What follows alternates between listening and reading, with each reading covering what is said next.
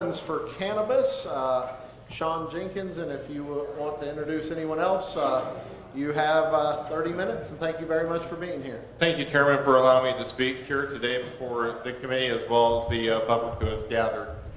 My name is Sean Jenkins, and although I do represent Oklahomans for Cannabis, as well as I'm a founding member for the Vote Yes on 788 Political Action Committee, today I'm before you as a father speaking for my children. And I am here to give you a once-in-a-lifetime opportunity, ladies and gentlemen that serve on this committee. I am joined here today by patients that are affected the most and have the most authentic voice in this message. I'm joined by Ray Jennings today, a stage 4 cancer survivor who had felt so convicted that cannabis led to his quality of life, and him living here today that he changed his entire perspective on how he felt about cannabis and started fighting for it. You'll hear from him just in a moment. I'm also joined by Ron Marlette, a strong voice for veterans in the state of Oklahoma. I'm also joined by Frank Grove, who is one of the principal authors of 788. You've heard from one. Now we're going to hear from Frank Grove as well, and he'll be able to answer policy specific questions. But why am I here? Although I'm Oklahoman, I'm Oklahoma born, I'm Oklahoma bred, I'm a disabled combat veteran from the United States Army 101st Airborne Division, something that I am very proud of and proud to serve with great men and women across this nation. And by the way, in the combat arms, most of us are Okies, if you didn't know that. It says something about our spirit.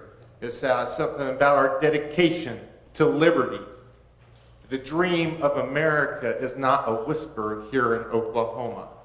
And if June 26th did not prove that, then you must be deaf. I'm here today because, although personally I might be slightly conservative in my philosophy, and that my wife and my family, we have certain tenets. We have people that are in our organization that are from a wide variety of backgrounds. We are nonpartisan. We do not care if you're a Democrat, if you're a Republican, if you're independent, if you're a libertarian. That is not our concern whatsoever. Don't care what race, creed, religion you come from. Really don't. Not whatsoever. What I care about, though, is if you could look my son at 6 years old or my daughter at 2 years old who are perfectly healthy in their heart, who were given a rough shot in this life for whatever reason, that they had a mama and daddy who knew that they had brain disorders and problems in gestation at 18 weeks. And we said, God gives you what he gives you, and we're going to deal with it the best we can. So if my wife and I and my family are so committed to the quality of life, the preservation of life, that the words that we are endowed by our Creator with certain unalienable rights, that among these are life, liberty, and the pursuit of happiness, and the first one that is stated is life. So today, I am here for the patients, not for business.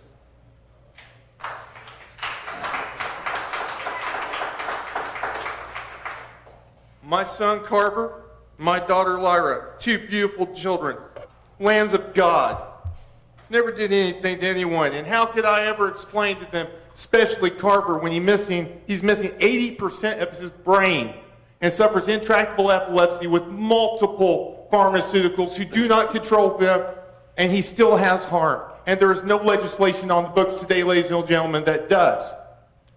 Until tomorrow. And that's why I'm here. I'm here because I'm going to offer all of you, ladies and gentlemen, one opportunity. You're going to have the opportunity to do what's right, to restore liberty in Oklahoma, and to be a hero for my kids, but not only my kids, more than 500,000 people in the state of Oklahoma. That's the opportunity I'm talking about today. This is not about medical cannabis. This is about liberty. This is about restoring faith in government. By the way, the Oklahoma Board of Health did you all a great disservice. Great disservice. It also gave you an opportunity, too. So here we are, as normal people, normal citizens, starting in 2013, knowing that our liberty has been infringed on, knowing that there is a medicine out there that can truly help people, a medicine created by God, a medicine that's proven to be safe by our own federal government. Just look up 663-0507. And we dot every I, cross every T. There was no one that wanted to work with us to be able to put legislation here. No one. Finally, after some time, we have some people that are brave enough to start talking about CBD and catch heck for it. So what do? We start a petition process. There's some great people that have worked out here. Great people. Chip Paul, all across the organization. We all work together with one thing in mind: the patients of Oklahoma and doing what's great for Oklahoma, moving us into a position where we are successful and we take care of our own. Isn't that what we're about as Oklahomans? We want a fair shake. We don't want anyone to suffer. And we want government out of our lives and let us have the determination that God endowed us with. That's what we're asking. So when today that you hear from other organizations, and I take none of their work or their credibility away from them, and I hope you realize that. I do not. Because we all work very hard, and we all work with one common theme. And that's to help kids like Carver, help kids like Lyra, to help veterans like Cody Barlow coming home so he's not having to take 900 pills in a month and kill his liver. So I'm humbly asking you to take the opportunity to be a hero today, to ensure the spirit of 88 is preserved and maintained. Do not fall victim to state agencies that have already destroyed the faith and the will of the people. Now, I know that we're talking about a distant timeline. We're talking about small, minutiae arguments and details of how a framework is supposed to be brought together in the first place. I am going to submit to you, ladies and gentlemen, that if you do not have a strong principle or ethos to operate in this next few months, that you're going to be compromised, co-opted, and you'll all be together in November when the people are mad at you. I'm not trying to pick on anyone. I just want you all to know what we're going into, because we're all in it together. Every one of us. I hope we can work together. I have faith in you. I truly do. I bled for this country. I still believe in the dream of America. I was born in Oklahoma. Wind that comes down the plains is in my lungs, and the red dirt is in my veins, and I have broke this ground with my own hands. And I think we all now have the world watching us. What are we going to do, Oklahoma? What are you all going to do? I hope you stand with me. Now, to share his story, there's going to be Ray Jennings coming to the podium. I do thank you for my time, and then we'll get to questions here in a moment.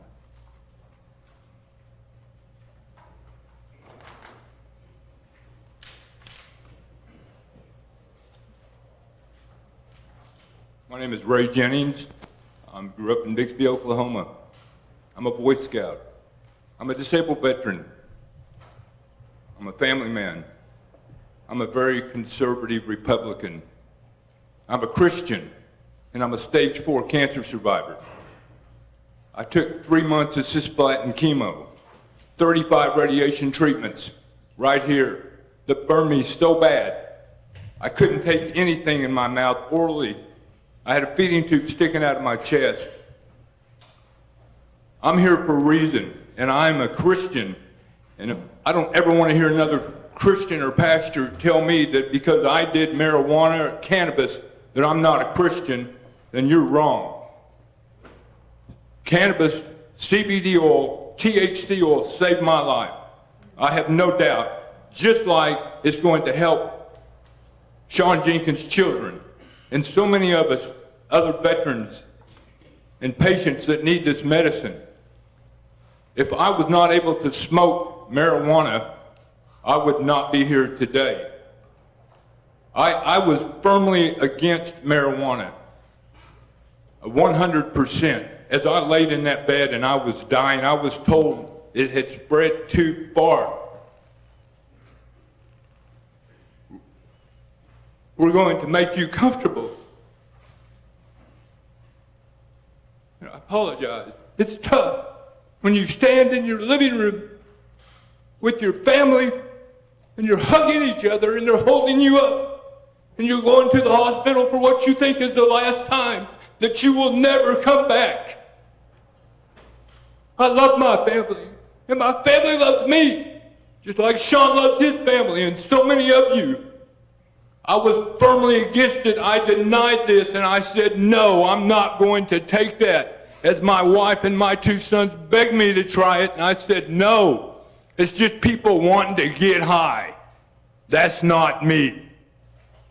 You know what? I was wrong. And for every one of you in this room that feel that way, you're wrong. We have been lied to all of our lives. I'm 59 years old, and I've been lied to by our government all of our lives. The same government that has the one and only patent on the THC and CB extract from the cannabis plant that was filed in 1999 and approved in 2001 by our United States government. Google it, look it up, educate yourself. This is a God-given plant, and there should be no regulations on this plant. If I can grow it naturally, I should be able to consume it naturally. I need this to be in my body the rest of my life, and I have had more than one doctor tell me that. And just think of how many people you know in this room that have been through this, or your family, your loved ones that have suffered cancer, the horrible disease that will just deteriorate your body. How many people have you seen suffer and lay there and die when all they could have, if they would have had a little bit of CBD and THC oil available to them, it could have turned everything around. No limits on THC, none of this ridiculous stuff about not smoking. I'm a cancer survivor. I don't want to smoke anything, but I do want to live, and that saved my life. And I'm sorry, I'm just, you know, it's just so passionate. There's so many people out there, and I was one of you guys out there that think that this is just about doing a drug. Man made this bad. God created this plant. It's a natural plant that grows everywhere, and we should be able to have that opportunity. Thank you.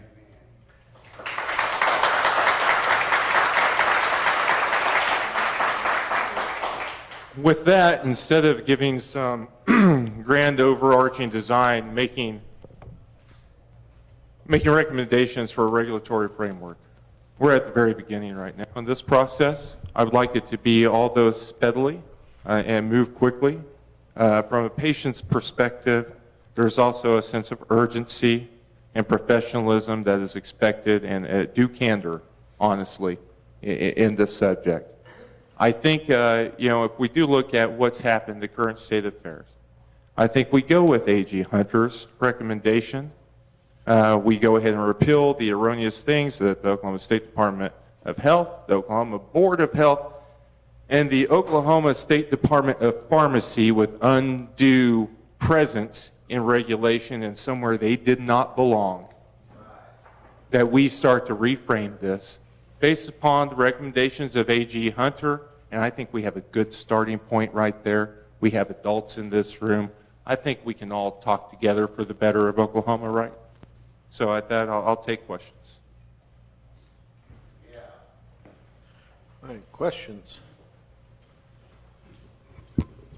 Senator Paxton. Thank you, Mr. Chairman. Mr. Jenkins, earlier today there was some testimony that the opinion of a previous presenter was that the Department of Health overall did a pretty good job with some exceptions. Not talking about the health board, talking about the Department of Health putting that together. Just curious, would you agree or disagree with that statement? I think for the most part, the staff did a wonderful job with the time constraints that they were given. Yep. But you know, it really doesn't matter how many. I mean, I'm sure most of us have. You know, we've worked in professional environments. At the end of the day, was even though the staff members of the State Department of Health, I think, did their best due diligence for the most part, it was still messed up. So the quality control was gone. One of the reasons I do believe at the foundation of this is that we need to make sure that through this process that we have very watchful, honest eyes with credibility and that have no agendas in moving forward, that we are sincere in our compassion for our fellow man. That's what our #1 driving goal is within the framework of 788. Okay, thank you very much. Mr. Jennings, thank you for your testimony as well. It's understandable, but thank you for being here. Any other questions? Thank you guys very much. Thank you for your time. I appreciate it. Absolutely. Thank you for being here.